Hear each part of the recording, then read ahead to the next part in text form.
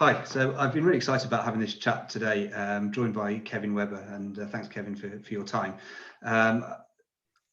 It's something I've been looking forward to for a while, and I think the best way to start is if, Kevin, you can just tell us your story.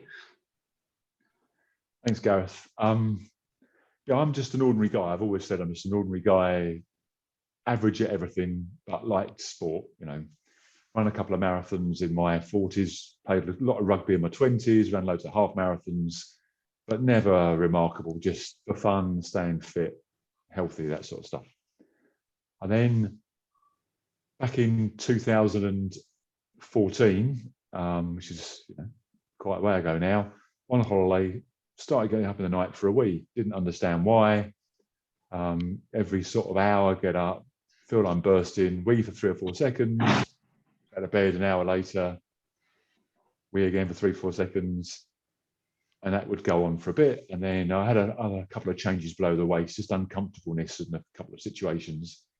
And I do what most men don't do, because us blokes, we're all men and we're tough and we don't believe in needing doctors. We can sort it out for ourselves. But I had I suppose, just the thought, well, doctors are there to make you better, aren't they? So I went to doctors, and I told him my symptoms, and although I was only 49, he said, well, I'll give you a blood test and we'll see what that comes back at. And I had this blood test. I went away, came back a week later, and he explained the test I had was called a PSA test, and it's specific for a thing called prostate cancer.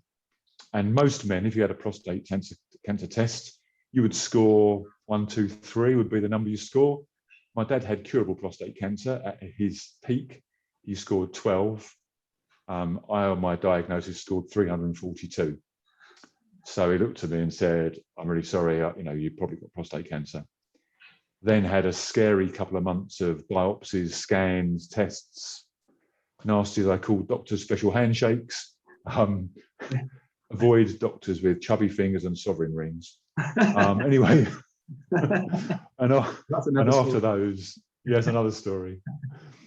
And after those, I ended up in front of a doctor in November 2014. And he said, unfortunately, my prostate cancer was definitely there and it spread to other parts of my body. As such, it was incurable and I might only live 2 years. And you can imagine, age 49, my youngest kid was 9 years old. I was with my wife at the time, and lots of tears, and 2 years, all the hopes and dreams I had for the future, just like that, just taken away from you. And I did spend 2 days just sad about me, crying, why me, and all that sort of stuff. And then I spent a couple of months actually about why is my family. It wasn't about me anymore. It was about, it's not fair on my wife and my kids. And I started chemotherapy January 2015, and I was still running. I very casual runner, as I said. And the day after my first chemo session, I woke up, it was January 2015, and it was a horrible day, as it is often is in January. And I just said, I'm going for a run. And I ran 3 miles. The week before chemo, I'd run 20. I could only manage 3. I felt sick, I was worn out, but I got back absolutely elated that even though I had cancer that was going to take away a lot of the fun of my life and the length of my life, I could still run. It wasn't running like it used to be, but it was still running. Both feet were in the air at the same time, therefore it was running.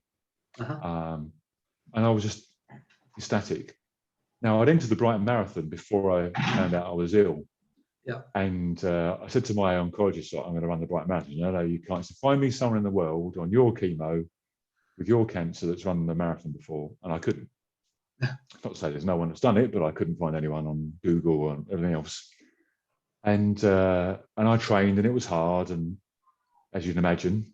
And so week 13 of chemo, I ran the Brighton Marathon, and I ran it in 4 hours 38. Bear in mind, the previous year I'd done it in 3 hours 58, 3 hours 48. So I was an hour slower, but still, than I had been on chemo, week 13 of chemo. And then I got a snide place in London Marathon 2 weeks later. So someone said, look, someone has dropped out. You're not allowed to run as them, but you run as them. So I ran as someone else, didn't have their timing chip, so it wouldn't actually ever register. But I ran the London Marathon. I actually ran that 12 minutes faster, which is quite, for me, I never thought I could run 2 marathons in 2 weeks and run the second one 12 minutes faster. And again, if you're me, where you think your life's over and you run 2 marathons, you think the feeling was amazing. I never thought I'd run again, and here I am doing 2 marathons. Mm-hmm. And then I went back to saw my oncologist, and he said, "Well, what can you do now then?" And I think he thought I was going to say, "Oh, I'm going to do park runs, 10K." Yeah. I said, "Oh no, it's this race I always wanted to run." I said, "It's called the Marathon Des Sables." He said, "What's that?" I said, "Well, in simple terms, it's like a marathon Sunday, a marathon Monday, marathon Tuesday, a double marathon Wednesday, marathon Friday, and a half marathon Saturday in the Sahara, 50 degrees centigrade, carrying everything on your back for a week, massive sand dunes, awesome day every day." And he said, "Why would anyone ever want to run that, let alone someone with cancer?" And I said, "Well, because I've always wanted to do it, and why not? It's now or never sort of thing." So again, I trained, the drugs were causing me problems and stuff, but you just keep going. Mm-hmm. And marathon runners, and I say this without trying to offend marathon runners or 10K runners or 5K runners, it's all about the time. Yeah. Okay. If you run a marathon, the first question someone says to you is, "How long did that take you?" Yeah. As soon as you get into ultra marathon running, exactly. As soon as you get into ultra marathon running, people say, "Well, that's a long way." They don't ask you how long it took. No one cares how long it took. It's like how far. So when you start saying to people, "Actually, I want to do 250K in a week," they go, "250K in a week? Oh my God." They don't care that the marathon stage might take you 8 hours. That's irrelevant. Yeah. It's just how far. And that takes off so much pressure off yourself as well. And I got into it, I did the MDS, and I finished, and I came 562nd out of 1,200 people. That's not bad for a guy with cancer that's just an ordinary bloke. And then I really had the bug, and I was raising the money for Prostate Cancer UK. And before I was ill, I ran a marathon. I kind of raised £1,000 from friends and work colleagues and stuff. Suddenly I was raising £30,000 a year by running a load of events in a year. So I thought, I can't stop now. And then I understood what Prostate Cancer UK do. They try and make sure men are aware to have a test early, because I was unlucky. I was unlucky that on diagnosis, it was already terminal. So had you had a PSA test prior to that? No, because at that point in time, the recommendation was you only have a PSA test if you have a symptom. Right. Okay. By which time? And even that, have a symptom and you're over 50. Yeah. Now, what I didn't know was that if your dad's had prostate cancer, so 1 in 8 men get prostate cancer in the UK. If your dad's had prostate cancer, or your brother or your uncle or your granddad, it's 1 in 4. If you're black, it's 1 in 4. And if you're black and your dad's had it, it's less than 1 in 4. So it's the most, it's the wrong word now, but it's the most popular cancer in the UK. More men get prostate cancer than ladies get breast cancer. Mm-hmm. It's that massive. But the good news is, if a man goes to doctors early on first symptoms, 82% of men are curable, which is why the number one thing for Prostate Cancer UK is awareness. Yeah. So if a bloke starts up in the night for a wee, go to the doctors, because the chances are you'll get saved. Yeah. And people might think, "Oh, it's a man's disease." No, it's a bloke's disease. It's not. You want to ask my wife and daughter.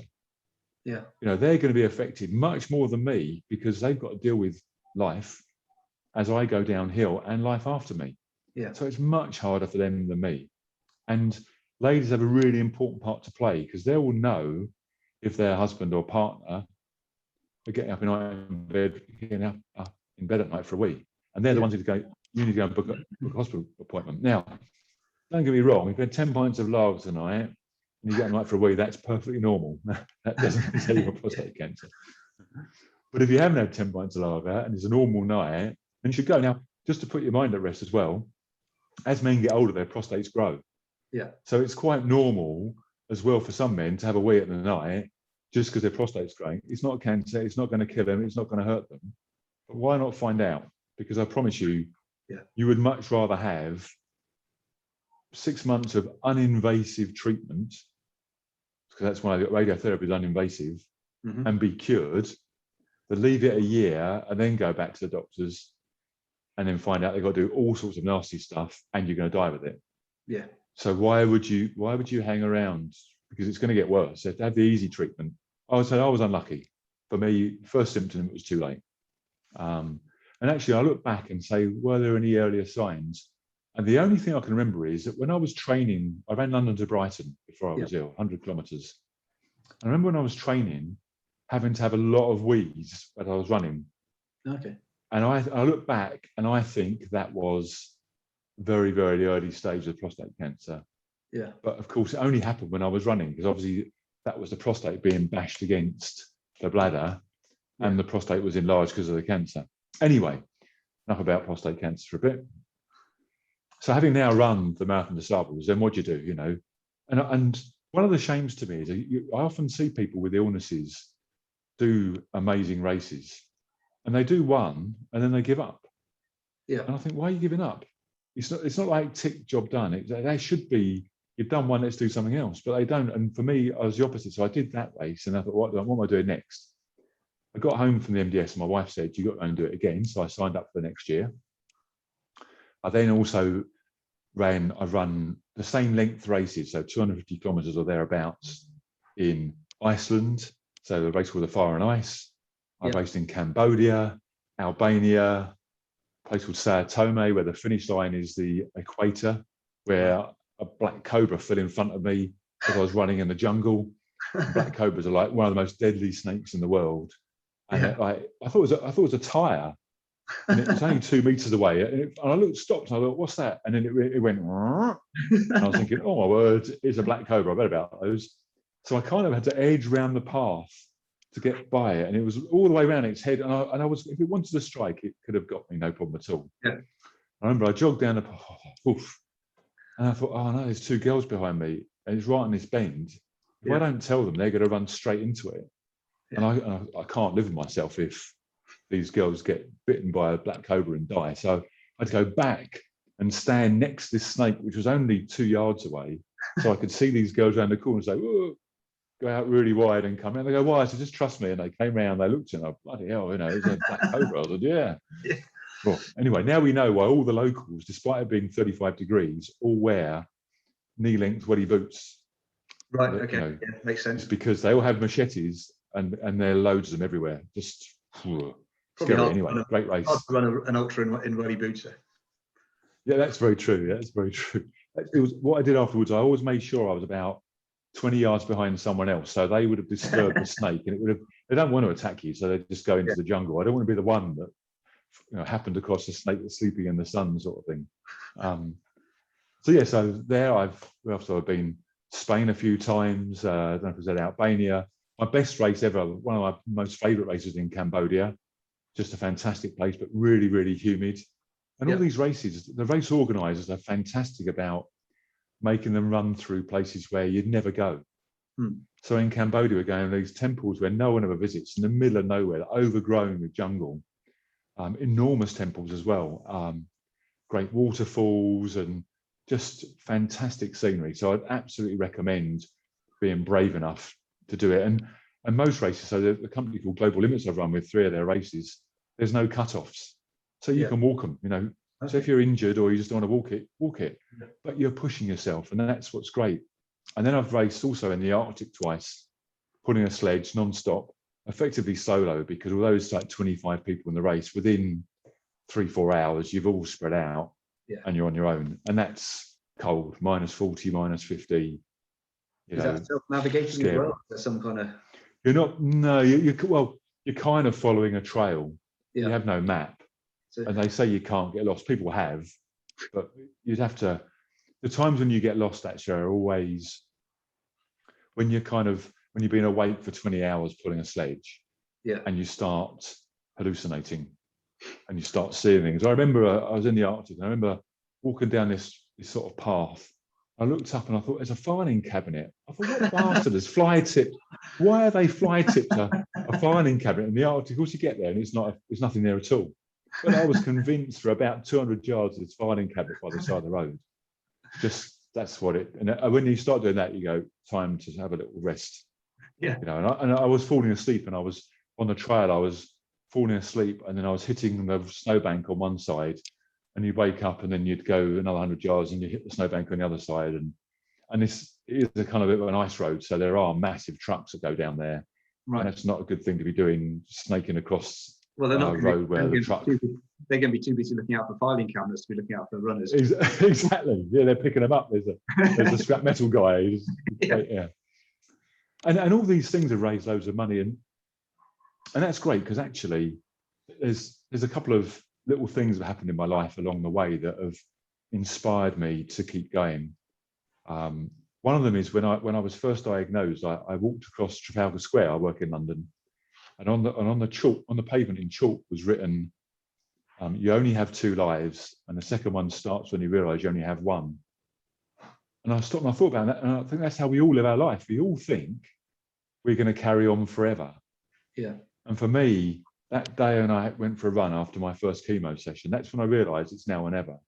You don't put things off. If you want to do it, just do it. Don't think, oh, I'll do that next year. You know, if you can find a way to make it happen now, do it now, and try and bring along with you other people. Yeah. So if you want to do something, try and find a way that you can get your friends, your wife, your kids to join in with you. You know, that's why, Gareth, it's so great to hear from you about how your kids are going to run a bit with you and how your mates are. And that's the thing, you're doing something amazing and you're pulling people in with you. And, you know, it's great. I've raised sort of 250,000 or over 250,000 pounds now personally for Prostate Cancer UK. But I realised after my first year that there's only so much I can do. And I've got lots of very generous friends and clients and stuff, and they're amazing, love them all. But I can only bring in so much. But if you encourage friends to do things with you, so I started to say at work, well, I'm going to do some marathons. Why don't you come and do it? We're doing walking marathons. Come and do it with me. Yeah. And they go, oh, I've never done a marathon before. So they're not runners or anything. And they train a bit for it. They get a bit fitter and they come and do walking marathons with me. Well, they've raised over £500,000. Wow. So I've raised 250 grand and they raised £500,000. So between us, we've raised £750,000 Prostate Cancer UK.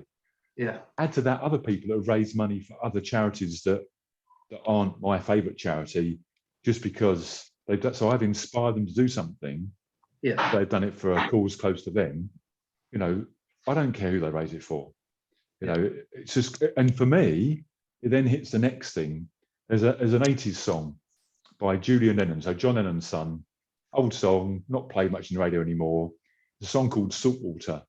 And it's a real kind of tree-hugging, loving the planet song. And I've always liked it. Never really listened to the words much beyond the first verse and the chorus. And I was out running after I'd had chemo and had my headphones on. And there's a line right towards the end, the second to last line of the song that I'd never heard before, although I'd heard the song many times. And that line is, "What will I think of me the day that I die?" And I had to stop. And I thought, that's it.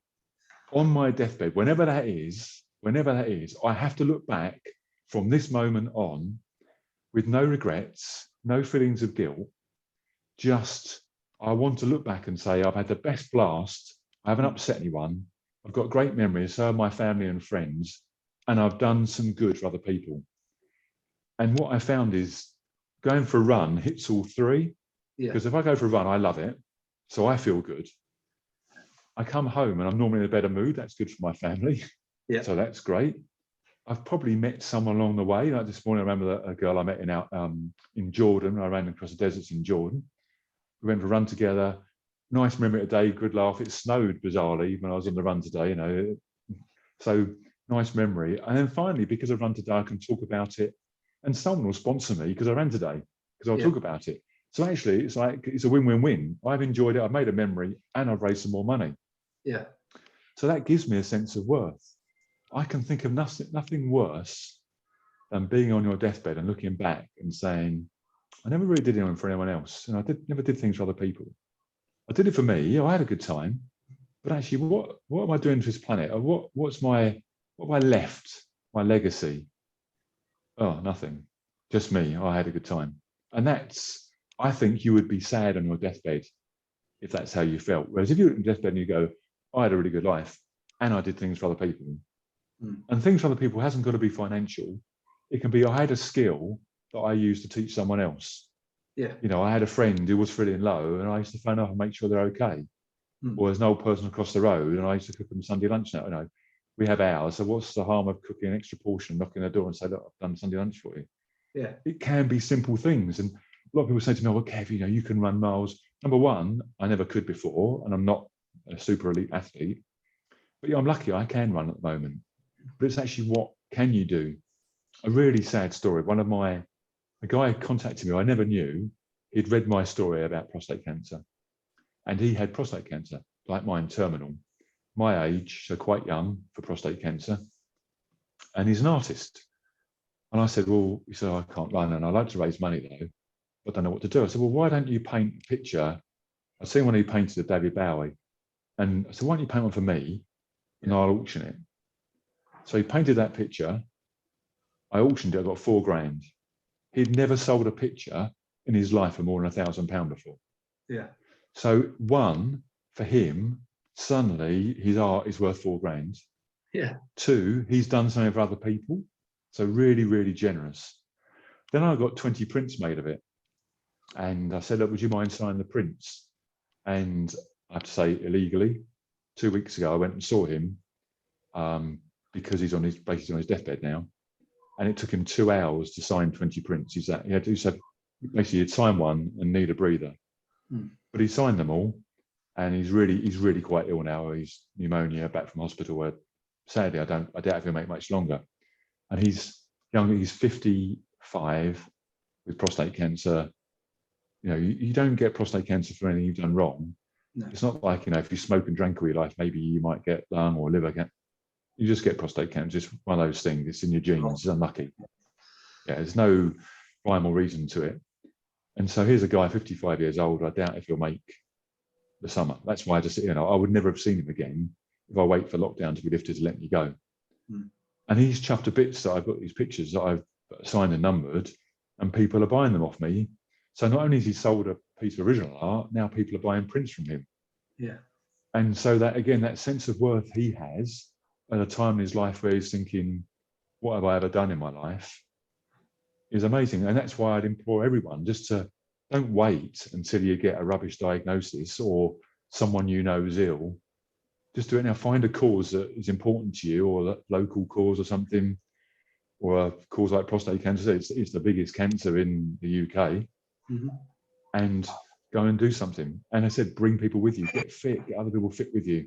Yeah, I think that's definitely. I mean, I've seen that with this Everest thing, and our local tri club had a challenge where they asked people to run Everest in a month, and there's going to be people that are going to come along and just maybe run up the hill with me once on Saturday morning when I'm absolutely knackered. But that's people who maybe don't run that much, and I run quite a lot. So for me, this is a huge challenge, but it's just kind of finding, like you say, what you can do and what is going to push you to do that bit more. And I remember when I first tried to run up the Kimmin, I couldn't do it. I ended up walking for part of it, but carried on, and that was a year we were raising a bit of money for a charity through the rugby club, and then that was just after I finished uni, so I was pretty unfit at that point. But then I'd never dreamt the fact that I could go out and the other week I went out and ran a full marathon in training, and it was 6 times up the Kimmin in the process, and I just didn't think about it. I just kind of went on and got through it. You know, it's just kind of just finding what you can do and at the level you can do it. And for some people, going out and running 5K is a huge achievement, because they might not be able to run for more than 30 seconds at the moment. It's just kind of finding your level. But as you say, I think finding something that helps other people, and I think that would be a huge motivation on the weekend for me. It would be just knowing how much people have got involved. I've had people saying really nice things when they've seen me out training, just complete strangers who've seen things in the local paper, and I've had donations from people who I've no idea who they are, but just absolutely grateful that they have donated, and it'll motivate me when the going gets tough, and help us to kind of hopefully complete the challenge and just spread the word, and maybe get a bit more money in as well. But also, like I say, kind of, I think raising awareness is a big part of what the charity do, and trying to get people to get themselves tested. I mean, I'm not in the same position as you at the moment, Kev, but my odds are not great because my dad's got it, and it's too late for him, unfortunately. But it's because I've got that awareness now, and I know that my odds are 1 in 4, whatever it is, that I have to get myself tested. And I'm 41 now, because his was so aggressive. His consultant suggested I get a test every year, and so And before my mum says, I do need to phone up and book my next appointment because it is due now. I think it's just being armed with that information is a huge thing, I think. And if we can use this challenge to get some people out there to go and get themselves tested, it might save some lives. Absolutely, and you never know what you might achieve. You know, when I was working still, when I was first ill, I sent an email to everyone and on the day before I started chemo and said, I'm sorry, I won't be here now, but this is why. And I got lots of lovely emails back from people. And there was one client of mine who I thought I got on really well with, and I never got an email from them. And I thought, okay, you know, that's the way it goes. Maybe I was just a supplier on a bank. I work for a bank, so just a supplier. Kevin's gone. You know, the king is dead. Long live the king, sort of thing. Yeah. And then a year later, I got an email from him saying, "Dear Kevin, I'm really sorry I hadn't emailed you, but when I read your first email, I thought I've got those symptoms. So I went to the doctor and I had prostate cancer. Wow. And because I went early, the treatment was really easy and I'm now cured. And I didn't know how to come back to you." He said, "Because you're going to die and I'm going to live." And I went back to him and said, "How do you think I feel to know that I might have saved your life? You know, at my time in life, when I know that life is, you know, what will I think of the day that I die, sort of thing? Yeah. Now I know I've potentially saved that guy's life." And that's happened time after time after time, just talking about it. You know, I say to people, you know, you go to an average pub when you're allowed in a pub on a Friday night, and there'll be tables of 4 blokes. And you think every one of those 2 tables, one of them is going to get prostate cancer. That's a massively high risk. So just go and have the test or be aware of the symptoms. Unfortunately, you don't always get a symptom either. In my case, it was too late. So that's why if you have a relative that has it, or if you're black, you should go and have a test. They say if you're over 40 and you have a relative that has it, you should have a test. Yeah. They don't, if you're over sort of 50, then you should start considering having a test anyway. Some doctors don't like doing it. I do know why. It's they worry about the expense and you can give some false positives and whatever, but a false positive just means you have to have a load of expensive treatment for them, or tests rather, to prove you haven't got it. But I'd much rather have a false positive, have a couple of scans and go, actually, you're right, yeah, than not go and then find it's where I am. And, you know, life is, as I know, life is now, life is for living, life's about doing what you're doing. You're taking the bull by the horns and I'm going to do this for other people. You've been inspired by your father, obviously, to do it, and I understand that, and that's amazing. But there's lots of reasons why you should do stuff. And you know, I talk to kids sometimes at schools, and I say that I promise you when you're old, you won't believe me now, but I promise when you're really old, you won't look back and say, I wish I got to level 30 on Call of Duty. You know, I wish I spent more time sending Snapchat or Instagram posts. Yeah. Or staying indoors when I could have gone out playing football. Instead, I stayed in just to watch the X Factor. You won't say that. Yeah. But what you might say is, I wish I spent a bit more time keeping the friends I already had. I wish I'd gone outside more with my mates, with my family, and spent more time with them when I could, because no one's here forever. And I wish I'd done things for other people in my life. And actually people go, oh yeah, you're right. That's so if you believe me, why the hell are you tonight? You're going to watch whatever rubbish is on telly rather than go and phone up someone that's a friend of yours that you haven't been able to see for ages because of lockdown anyway. Yeah. Pick up the phone and say, hey, let's go for a walk tomorrow. Or, you know, let's come. I see you in your front garden or in your back garden. It's not going to rain tomorrow. Let's have a barbecue or just a beer or a coffee or something. Yeah. Because right now, mental health is just as grim with lockdown. So you can do your bit. And then whilst you're there, talk about how you're going to do an event to raise money for Prostate Cancer UK. Boom. Perfect. Excellent. Thanks, Kev. That's really great. I'm really grateful for your time. And I'm sure that loads of people really enjoy listening to your story. What I'll do is I'll put a link to your website in the bio as well, so that people can have a bit more of a read of some of the snake bashing and stuff you've had to do in the jungles around the world. Well, I've just finished writing a book actually, so it's not out yet. It'll be out in September. But the book's written, and it will be available on Amazon. It's called Dead Man Running. So there's a nice title for you. Yeah, well, let me know. That's interesting because it's a story about not giving up, and that's the thing about life, isn't it? You should never give up. Not setbacks, I remember when I was about to do the Marathon Des Sables the first time, and suddenly I couldn't even walk, let alone run. I ended up, I had the last 4 weeks before the MDS, I couldn't walk. I was limping, ended up having a cortisone injection on my backside, and just turned up with no idea whether I'd actually do it at all. I could have easily stayed at home and given up and It's amazing paid the insurance card. But it's amazing what can happen if you just get to that start line, isn't it? Yeah, absolutely. Yeah, but if you don't, in ultra, I have a saying, better to start and not finish than never start at all. Yeah, it's true for a lot of things in life, isn't it? Yeah, absolutely. Excellent. Brilliant. Thanks, Kev. Really appreciate it. Okay. Thank you.